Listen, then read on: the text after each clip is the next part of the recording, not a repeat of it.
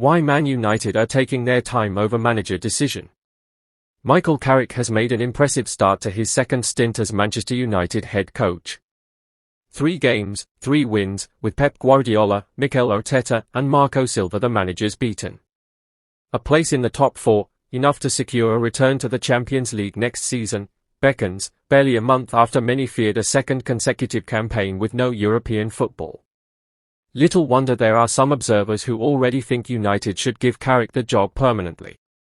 Most still caution against, for now. United themselves are staying silent. When they dismissed Ruben Amorim on the 5th of January, club insiders vowed to run a proper process during which they would assess all suitable candidates. Speaking to people with an understanding of the situation, that has not changed. There are some very valid reasons why it might be quite a while before United announce their decision. When United sacked Jose Mourinho in December 2018, Ole Gunnar Solskjaer was given the job until the end of the season.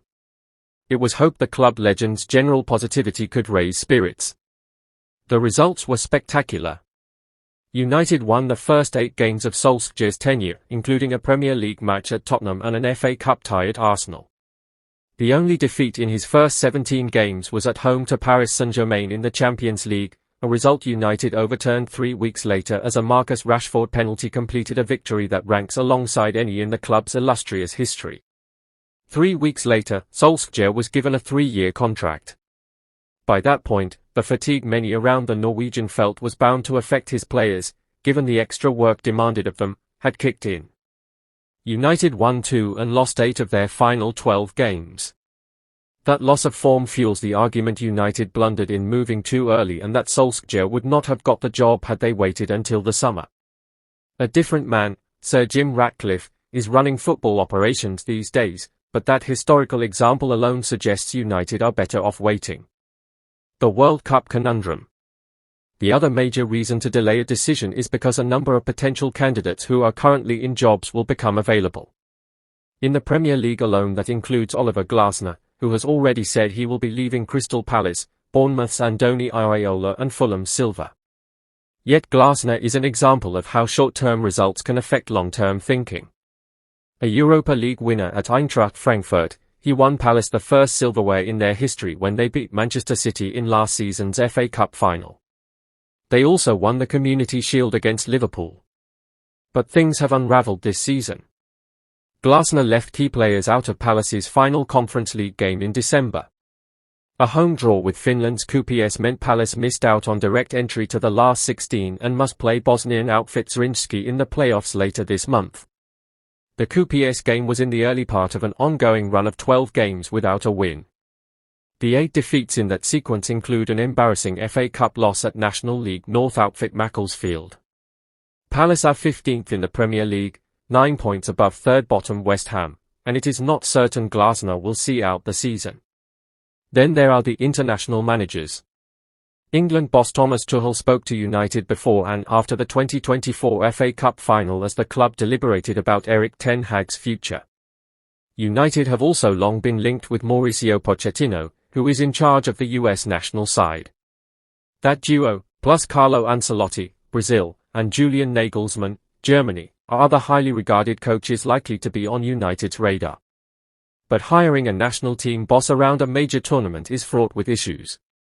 In 1990, England boss Bobby Robson was referred to by some as a traitor for agreeing a post-tournament contract with PSV Eindhoven, even though he had been pilloried for the previous 2 years. Julen Lopetegui was sacked by Spain 2 days before the start of the 2018 World Cup after Real Madrid confirmed he would join them after the tournament. Speaking to a source with first-hand knowledge of appointing managers and coaches at club and international level, it became clear signing a contract with the likes of Tuchel before the tournament is not advisable. Even if there are private conversations between senior club representatives and a coach at a major country, there is no way that can become a formal agreement pre-World Cup, they said. If it came out, it would balloon in the face of whichever coach it was. It would be massively destabilizing. It's just not worth it. You can have discreet meetings, they happen all the time in football, but it would be much more beneficial to do groundwork. There are a few issues anyway. If they agreed privately with someone at the end of April, what would happen if Michael Carrick had a fantastic end to the season? Depending on how the World Cup went, good or bad, you must think of the impact it might have on reputation.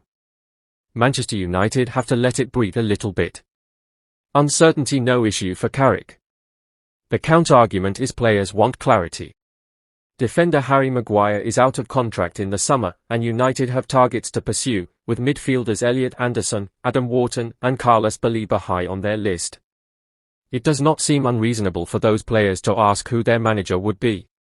The uncertainty did not help Ralf Rangnick, who presided over a 2021-22 campaign that unraveled spectacularly, winning just 5 of the last 19 games, including an FA Cup defeat at home to Championship outfit Middlesbrough. Carrick does not see the same situation unfolding under him. "I've got no concerns," he said. "The lads have been better than you can imagine. We're all aware of the bigger situation and what might happen, but as a player, you focus on what's ahead of you and try to achieve what you can." United clearly want to get the decision right, but as the demands on managers increase, the time they are given to succeed is reduced. Even if Carrick were to leave at the end of the season, his 17 games in charge would not even make the top 8 of shortest reigns at a Premier League club, and would exceed Ange Postecoglou, who only lasted 5 games and 39 days at Nottingham Forest this season. Man United spent £36 million more than they wanted to, but dodged major transfer bullet. Manchester United inadvertently avoided what would likely have been a major transfer mistake in the summer. Manchester United's disappointing 2024-25 season meant wholesale changes were guaranteed when the summer transfer window opened. The priority for United was to reshape their forward line. United scored a measly 44 goals in 38 Premier League games, and those figures contributed to a 15th place finish. Since Ineo's arrival, the priority for United has been to sign players with resale value who could either stay at Old Trafford for most of their career or be sold for a profit. Following this blueprint, the first target of the summer was Ipswich Town's Liam Delap. Delap was always destined to remain in the Premier League, having enjoyed a good season with the Tractor Boys. The Suffolk club may have been relegated back to the Championship at the first time of asking, but Delap's 12 goals in the Premier League showed signs he could make the step up and retain his place in the top flight, even if his team didn't. Manchester United make Kobbie Mainoo decision amid hope for swift resolution. Michael Carrick is doing something in Man United dressing room Ruben Amorim never did. He also had the right profile for the attack Ruben Amorim was looking to build, tall and athletic, with the ability to hold the ball up and an eye for goal. A £30 million release clause saw United try to persuade him to move to Old Trafford, but in the end Chelsea were seen as a more enticing option and United had to go back to the drawing board. Matheus Cunha and Bryan Mbeumo joined to strengthen United's attack, but the Reds were still missing a focal point at the top of the pitch. Victor Gyökeres chose Arsenal, so with options running out, United turned to Benjamin Sesko. Younger than both Delap and Gyökeres and without experience of English football, it was a gamble to spend an initial £66 million, which could rise to £72 million, to bring the forward in. Indeed, it may still be a gamble that doesn't pay off, but there have been signs of promise. Both Delap and Gyökeres have proven to be unwise additions for Chelsea and Arsenal respectively. Delap has struggled with just 2 goals in 21 appearances for his new club. Sesko has 6 in 21.